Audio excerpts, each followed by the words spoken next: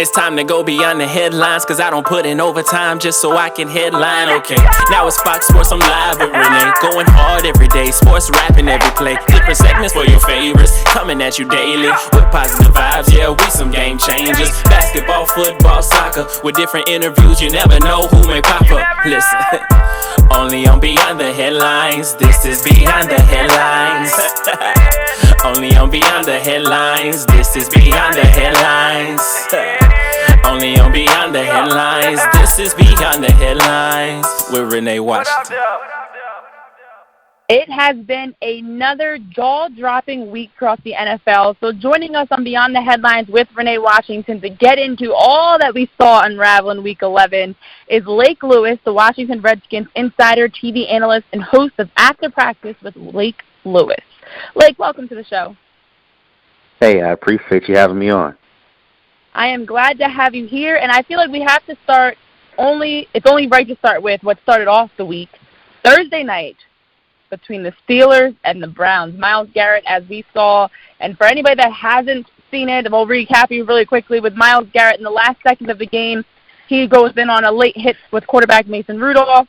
Rudolph and Garrett are scrambling on the ground, and then Garrett takes Rudolph's helmet off, hits him in the head with it. He was ejected. He's been suspended indefinitely for the season. He's still in the process of appeals. It's been craziness. But my question for you, Lake, because I saw a petition came out for Cleveland fans. Over 45,000 people signed it. They're blaming Mason Rudolph. A lot of people across social media have said that he did start it. We have seen him penalized, of course, as well, but not nearly as much as what Myles Garrett got. But what are your thoughts on it, and do you also agree that Mason Rudolph started it and that the punishments being handed out are a little unfair, or do you think they're fair or unfair? Well, I think the punishment for Myles Garrett was just. I tweeted out as soon as it happened. I've never seen anything like that in all my time covering the National Football League, or not even just that, just watching the NFL, before being a media member.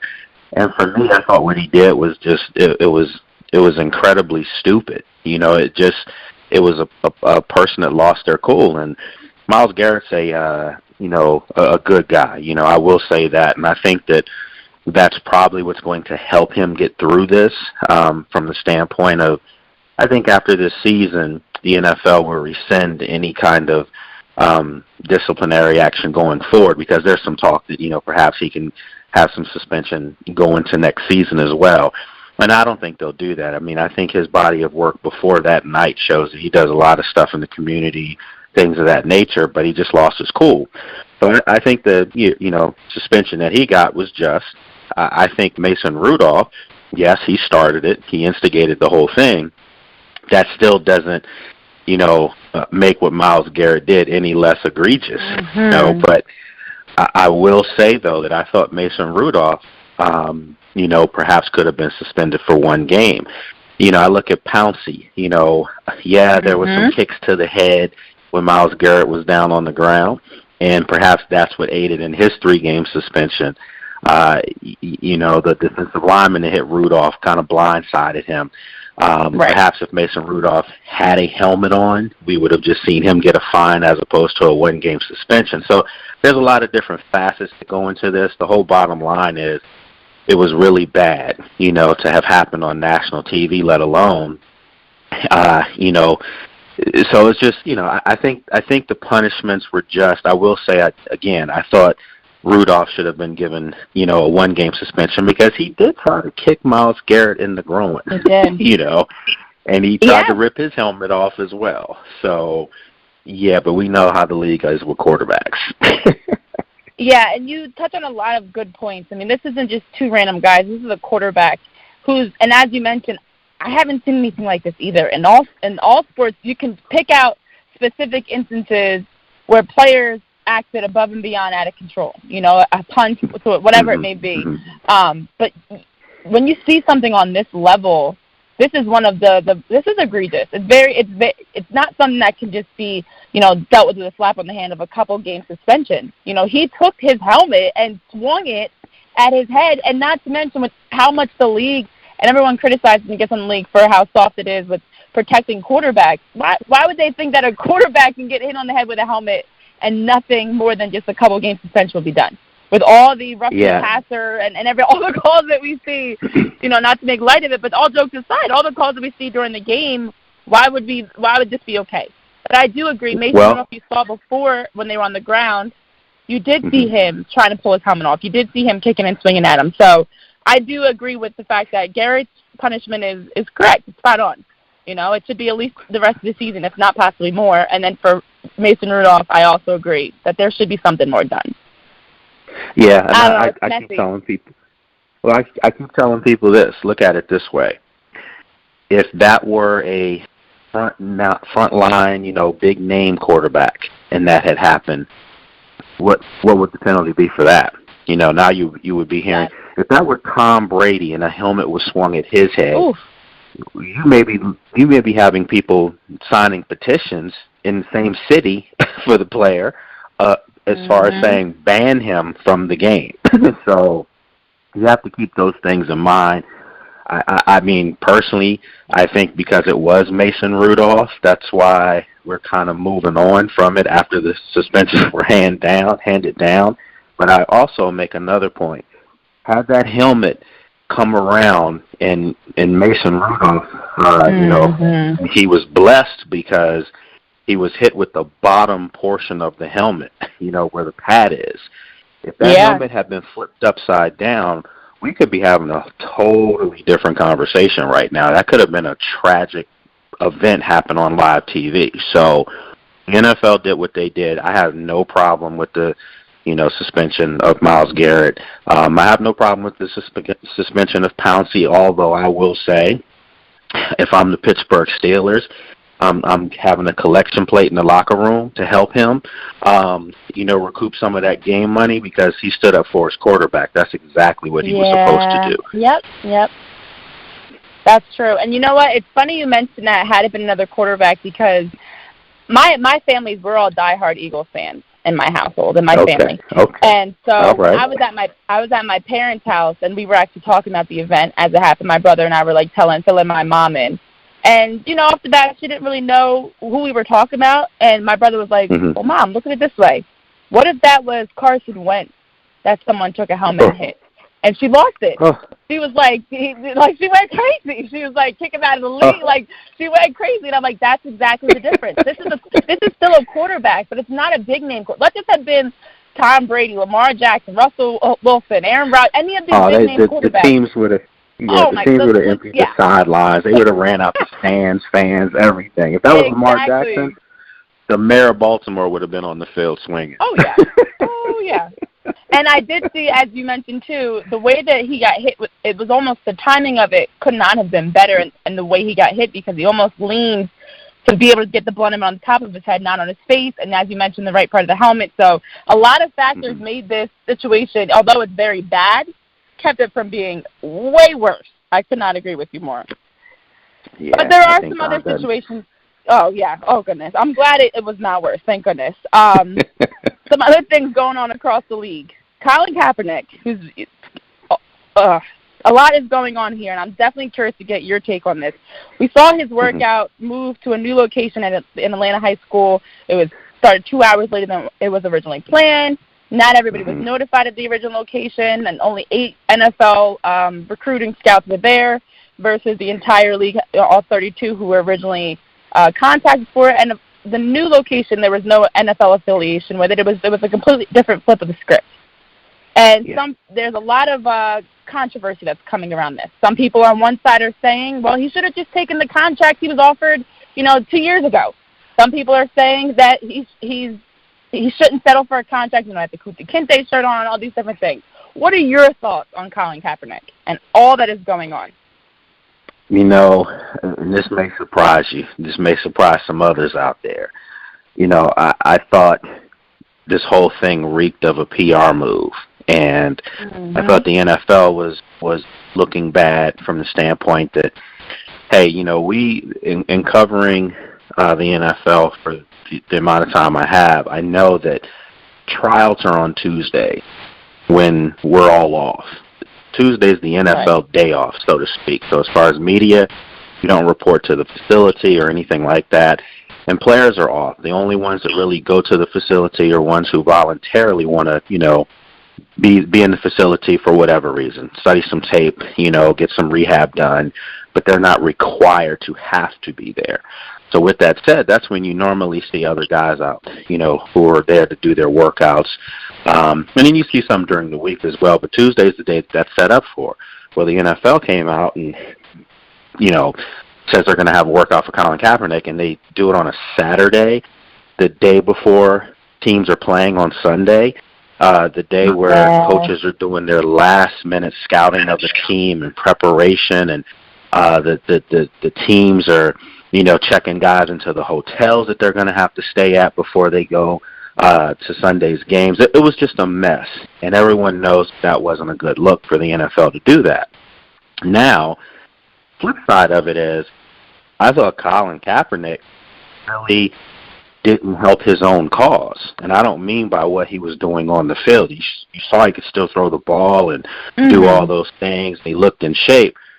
But the visuals of him with the shirt on, the visuals of what he's saying afterwards, there's a time and a place for everything.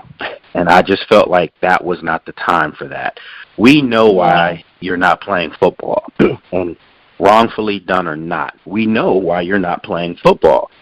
And anyone that says he shouldn't be playing football, you're an idiot for even saying that because of what he did. Could not agree more. What he did was just try to bring, awareness to a social issue that's been going on for 400 years. We know this. Now, with all that being said, there's still a time and a place for everything. And I feel like you would have an even bigger platform if you can get back in the league. But you're not going to get back in the league by still being abrasive to the situation. There's just no way. That's what got you put out in the first place. So what I'm saying is, for anyone that's saying hold your ground and, still be you, I get that. I'm not saying be a sellout or change or anything, but you being you got you put out of the league. You being you is not going to get you back in the league. It's just the way it is. It's not going to happen. And I just thought that for Colin, I just wish he had made this just a football moment. That's all I'm saying. Just make this a football moment. Don't change the time and the location. Just make this all about football. Go out there, throw the football. Because I guess the reason why I say this is because we already know what the real issue is. It doesn't need to keep being, put on steroids here. If you just make this about football, maybe perhaps you can win someone over with your talent, get you back on the field, and then use your platform again. Just as simple as that. That's my take on it. I couldn't agree more, and I think something that a lot of people get stuck on is you're either considered a sellout because you change who you are in a sense, or you have to stand your ground. And I don't think it has to be either or, and I hate to say this, and I hate to make this a racial thing, but I know for me as a black woman playing soccer, which is a predominantly white sport, just being a black woman in general in society, there are times you do have to almost put on that mask. You have to almost, you're not being a full sellout, but you have to adjust how you approach the situation because you can't go on and say or do what you're thinking at that time. And I agree that in that moment, the Kunta Kinte shirt, because he had this speech after, like, if they're ready for me, I'm ready for them and everything like that. In that moment, just focus on football. He is so talented. Yeah. He should be back in the league. But there comes a time where you have to maybe teeter that line of standing your ground and being a sellout and figure out the perfect balance of sticking to your morals and your ethics. But no, you're not changing who you are as a person. I'm not saying you go around and you're shaking hands and kissing babies and smiling with Roger Goodell and everyone like every right, person. Exactly. But you still have to do what's best for you. And being back in the league, it's called playing the game. For him. Gotta play the game. Yeah, and any person that's a minority, and I don't expect, right, I don't know, even for women, you have to play the game. For, as a minority, you have to play the game. That's honestly, that's part of life. And that's something not everybody can understand because, if you're not of a certain skin complexion, if you're not black, if you're not brown skinned, you don't have to play the game as much as we do. But there are a lot of times in life you got to play the game. And I think that's the time he should have played the game. Yeah, and I don't have a problem saying this because my company, I have quite a few young African American men work for me, and as a black man, first thing I tell them, when they seek me out to see if I can work with them and help them, and I say this in all due respect, I tell them, you have two things now that are going to be a little different for you. One, when you're out on the field, filming or taking photos, or if you're out on the field reporting, you look around, you're just not going to see a lot of your faces out there. Secondly, you're not going to see a lot of your faces and gender out there. And thirdly, you're young. That's another no-no in a lot of ways. And I like to buck the trends on things. It's just me.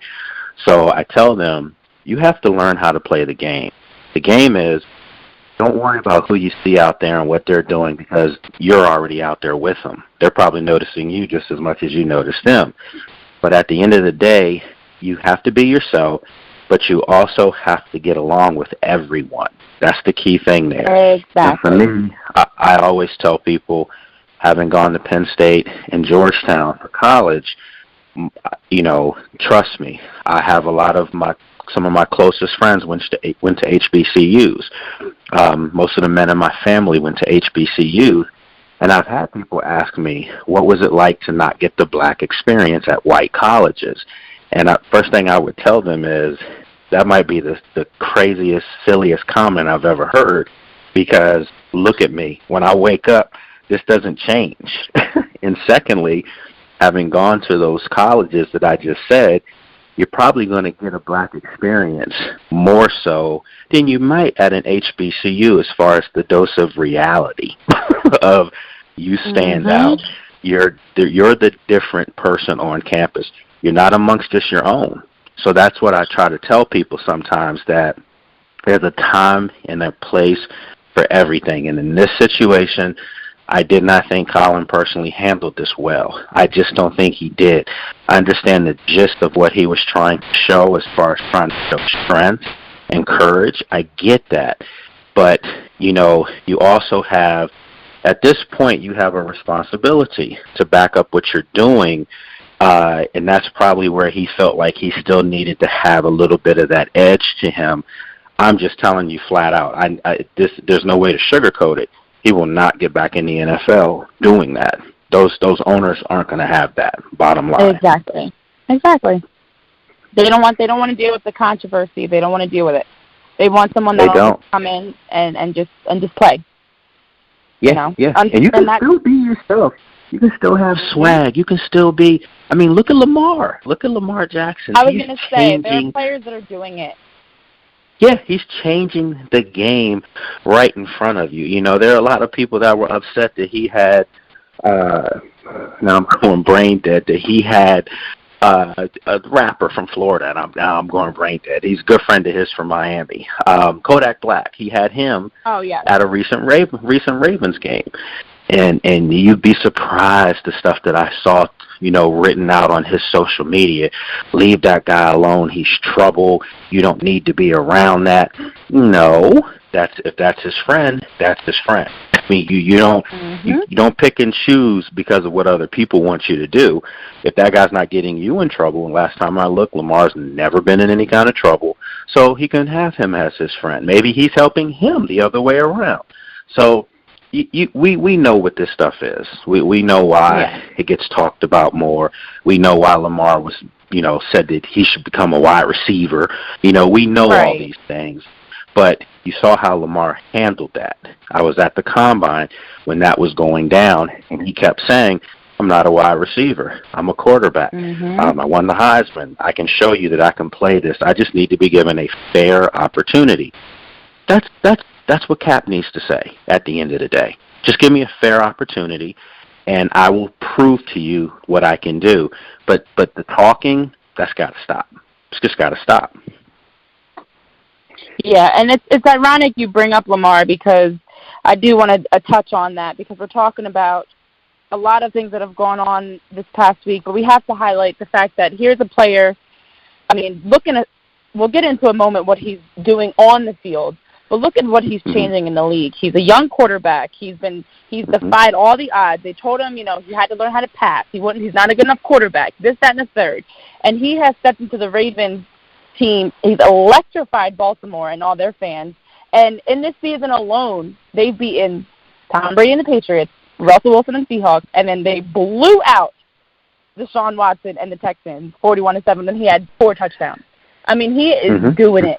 He is not only is he putting the Ravens on the map, and of course they're finally having a good season again, which they haven't had in years, but also for him specifically, he's changing the game and what the quote unquote look is of a quarterback. Deshaun Watson's doing the same thing in Houston, but Lamar Jackson just has a little bit more success with it and able to do it at a better level because he has beaten teams that now make you can't even question him at this point. You can't question what he's doing. He beat the best. He's beaten the Patriots. He's solidified himself. So your takeaways from this past week in terms of the Ravens, I know we touched on that a little bit, but even just some results that may have caught you a little bit by surprise in a good or a bad way from this past week. Hopefully you're not going to talk about the Eagles because I am suffered enough. Suffered too much. Yeah. I'll say that obviously Baltimore's the hottest team in the league. The 49ers are right there. And the 49ers had a big-time comeback yesterday against Arizona, who looked like they were poised to, upset them. But, getting back to Baltimore, I covered them for 1 year before I started covering the Redskins, and ironically, that year they went on to win the Super Bowl. So, yeah, I kick myself all the time about that. But anyway, Yikes, that hurts a little.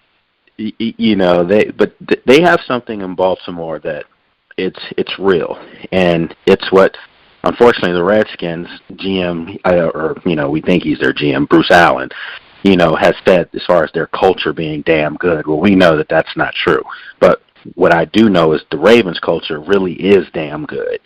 They have it, and they've never lost it. They've always just plugged in new pieces, and they've kept their identity. The Ravens are a physical, rugged football team. They like to run the football, and they like to get after it on defense. The blueprint's not changed. The difference now is they've incorporated probably the deadliest weapon in the NFL, Lamar Jackson, and he's still able to run the ball, make plays with his arm as well, but they're still running with, Mark Ingram, with Gus Edwards. They're still coming at you, and they're still attacking you on defense, and that's always been their blueprint, and it just works. And I think now that they see what they have at quarterback and they see how special this guy is, the Ravens really feel like they're getting ready to make a serious Super Bowl run here. They would be disappointed if they didn't get there, and that's all you can ask. So I think the Ravens right now are the lead story. I do. I think they're the serious threat to the Patriots. They just beat them 2 weeks ago pretty handily. So that's a storyline that's going to develop and keep going. Bar injury, the Ravens are my team to get to the Super Bowl. So, your Eagles, I will say this. I thought a couple weeks ago that they really had turned the corner. They were getting a lot of guys back from injuries. And I did. I thought that they were getting ready to make another run that we've seen them do over the last 2 seasons, where they kind of put things together, the second half and stormed into the playoffs. And they still might be able to do that because the NFC is definitely open. But I don't know if they have enough in them. And not to pose a question on your own show to you, but you said you're an Eagles person.